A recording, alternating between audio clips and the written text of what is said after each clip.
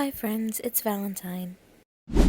This video is a part 2 of redesigning My Hero Academia characters. I've already redesigned Ochako, Uraraka, and Kyoko Jiro, so make sure to check out that video after you've watched this one. Our first victim of this video, we have Himiko Toga. Toga has always been my favorite character in My Hero, even though I haven't finished watching it yet. I love her character. For those who are wondering, I'm still on season 4. I'm a slow anime watcher. Anyway, for Toga's design, I made her hair a bit crazier and made it look more unkept. I added big swirls coming from her space buns, which I think looks so cute. I also gave her like little antenna things, not antennas, but those things on the top of her head. I can never remember what they're called. I kept her bangs relatively the same, and I didn't change her design or uniform too much, just the colors.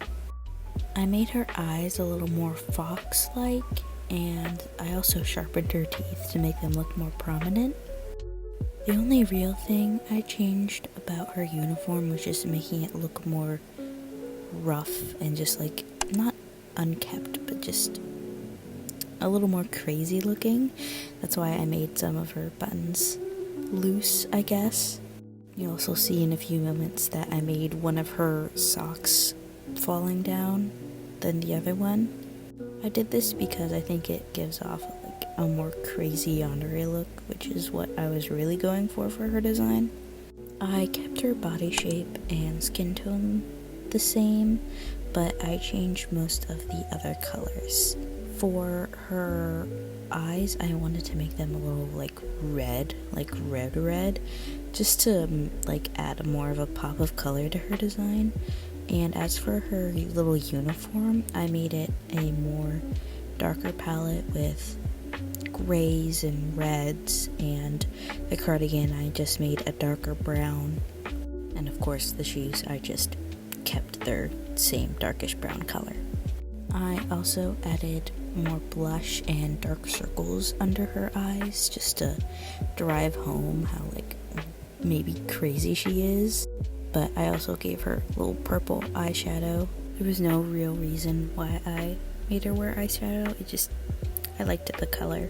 And as you'll see soon, for her hair, I didn't really think that she was a natural blonde, so I made the tips of her hair like a red, like she dyed it, and I also made some overgrowth, so I think she's more of a brunette who dyes her hair just because, like, as a mentally ill person myself, I love dyeing my hair so often. My hair is so brittle, and I think she would just really like that too.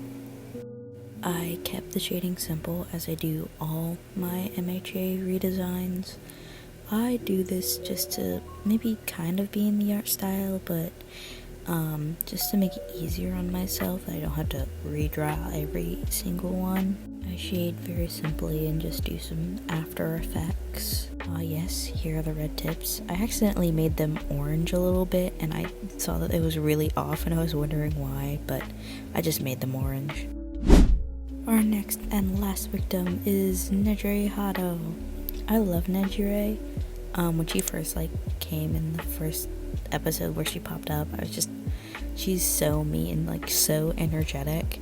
I made her have this cat kind of grin, and I definitely made her eyes a bit bigger.